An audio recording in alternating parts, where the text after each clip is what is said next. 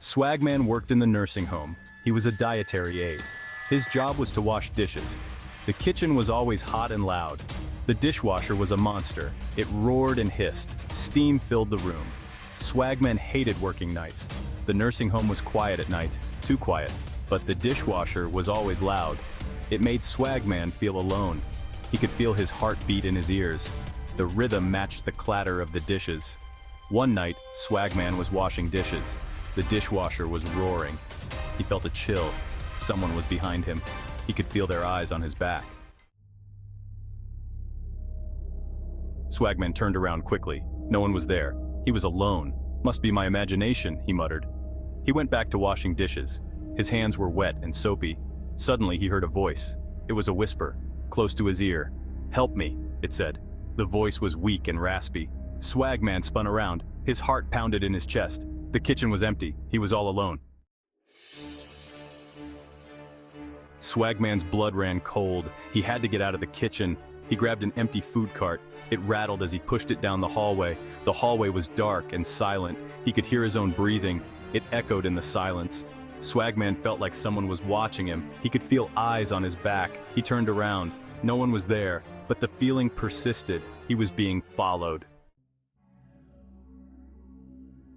Swagman started to run. He pushed the heavy cart as fast as he could. His heart raced. He had to get away. He ducked into a nearby bathroom. It was small and smelled of disinfectant. He locked the door and hid in a stall. Swagman tried to slow his breathing. He listened intently. Silence. He peeked out of the stall door. The hallway was still empty, but as he looked down the hall, he saw something. A face. It was looking at him. The face was pale and gaunt. Its eyes were wide and empty. Swagman recognized it. It was Mrs. Henderson. She had passed away just last week. The face vanished. Swagman stood frozen in terror. He couldn't believe his eyes. Was he going crazy?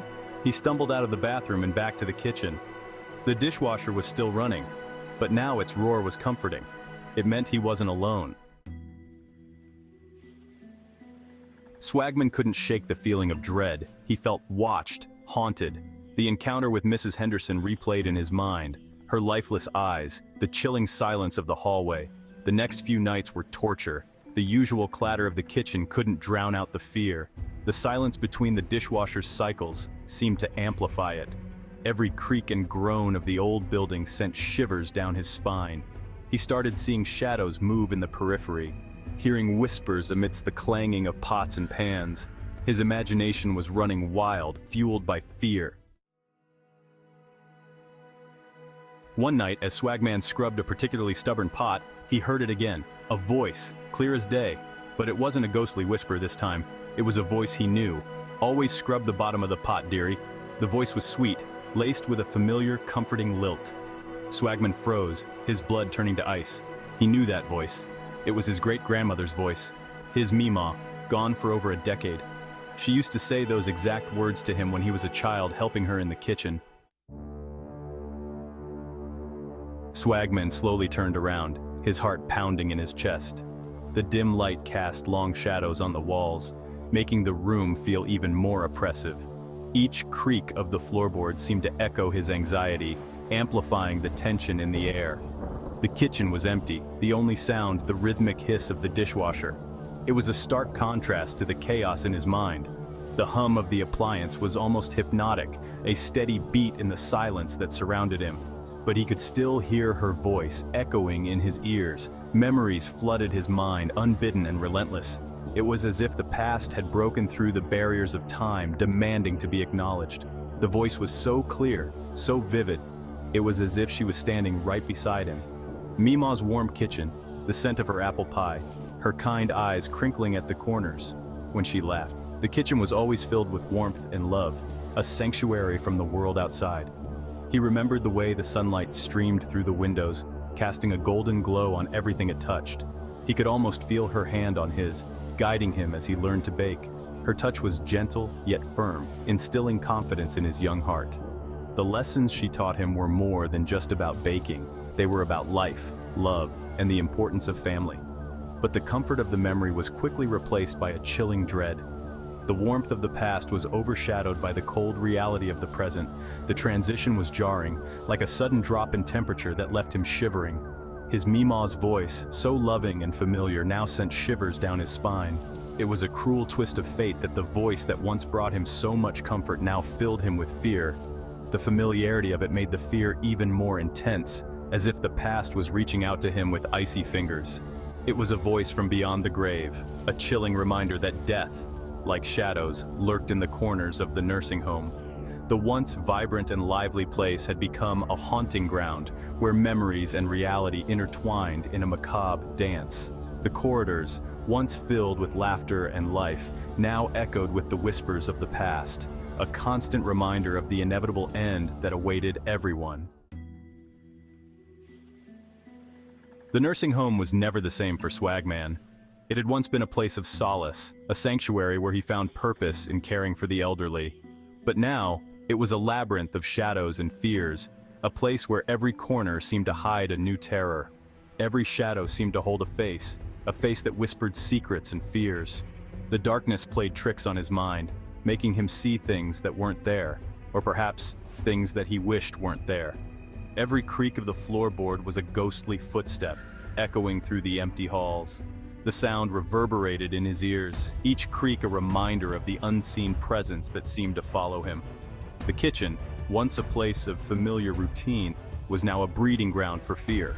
The flickering lights cast eerie shadows on the walls, and the once comforting hum of the appliances now sounded like the whispers of the damned. He started avoiding eye contact with the residents, fearing he might see Mrs. Henderson's vacant gaze in their eyes. The memory of her lifeless stare haunted him, a constant reminder of the fragility of life. Mrs. Henderson's vacant gaze was etched into his mind, a haunting image that he couldn't escape. It was as if her eyes were windows to another world, a world filled with sorrow and despair. The once comforting clatter of dishes now sounded like whispers, whispers that spoke of things long forgotten. The sound filled the air, creating an atmosphere of unease and dread. The hiss of the dishwasher was a ghostly sigh, a sound that sent shivers down his spine. It was as if the very walls of the nursing home were alive, breathing and watching his every move. He jumped at every unexpected touch, his nerves frayed and on edge. The slightest brush against his skin felt like a jolt of electricity, a reminder of the unseen forces that seemed to surround him. His heart raced at the slightest noise, pounding in his chest like a drum. Each sound was a potential threat, a harbinger of the unknown horrors that lurked in the shadows. The nursing home, once a place of care and compassion, had transformed into a house of horrors in his mind. The familiar surroundings now felt alien and hostile, a place where fear reigned supreme. Swagman knew he had to confront his fears, but the shadows seemed to grow darker with each passing day, and the line between reality and nightmare blurred ever more. Swagman tried to rationalize his experiences. He told himself it was stress, fatigue, the power of suggestion, but deep down, he couldn't shake off the feeling that something was amiss. Something lingered in the hallways, something unseen, unheard but undeniably present. He started dreading his shifts, his stomach churning with anxiety as he approached the imposing building. The once mundane task of washing dishes had become a nerve-wracking ordeal. Every clang of a metal tray, every echo in the empty hallways seemed to whisper of the unseen world. He felt like a prisoner of his own fear, trapped in a haunted house disguised as a place of healing. The fear became a constant companion. It followed him home, seeped into his dreams, transforming everyday sounds into chilling reminders of his ghostly encounters. A creaking door became Mrs. Henderson's shuffling footsteps. The rustling leaves outside his window whispered his Mima's name. He tried talking to his coworkers, but they dismissed his stories as an overactive imagination. They joked about him seeing things, their laughter only deepening his sense of isolation. Swagman felt alone, trapped in a world where the line between the living and the dead had blurred. He was haunted by the unseen, his life a constant struggle against the creeping shadows of fear. Swagman never looked at the nursing home the same way again. The once familiar building now seemed to loom over him, casting long shadows that stretched into his very soul. Every brick, every window seemed to whisper secrets of the past, secrets that were better left forgotten. It wasn't just bricks and mortar, medicine and meals. It was a place where time seemed to stand still. where the past and present intertwined in a delicate dance. The walls held memories, both joyous and sorrowful, and the air was thick with the weight of untold stories. It was a vessel, a conduit between worlds. The dimly lit corridors seemed to stretch on forever, leading to places unknown. Each step he took echoed with the footsteps of those who had walked before him, and he couldn't shake the feeling that he was never truly alone. He saw the residents differently too. They were no longer just faces in a crowd, but individuals with stories etched into their very beings. Each wrinkle, each gray hair told a tale of a life lived, of experiences both mundane and extraordinary. They weren't just aging patients, they were living relics of a bygone era, each one a keeper of history. Some were vibrant and full of life, while others seemed to be mere shadows of their former selves, lost in the fog of their memories. They were souls, some clinging to life, others already gone. He could see it in their eyes, the way some sparkled with a zest for life, while others were dull and lifeless, as if the light within them had already faded away. He never knew when another chilling encounter might occur. The air was always thick with tension, and he found himself constantly on edge, waiting for the next inexplicable event to unfold. The shadows seemed to move on their own, and whispers echoed through the halls, sending shivers down his spine. But he learned to live with the fear. He had to. It became a part of his daily routine, a constant companion that he could never quite shake.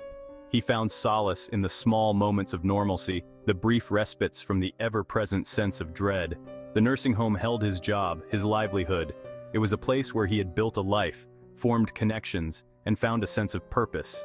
Despite the fear, he couldn't imagine leaving it behind. It was a part of him, just as much as he was a part of it. But more importantly, it held a dark secret. A secret that gnawed at the edges of his mind, refusing to be ignored. He could feel it lurking in the shadows, waiting for the right moment to reveal itself. It was a place where the veil between life and death was thin, and sometimes it tore open, revealing the chilling truth that lay beyond. The boundary between the living and the dead was fragile, and in those moments when it was breached, he caught glimpses of a world that defied explanation. It was a haunting reminder that some things are beyond our understanding, and that the past is never truly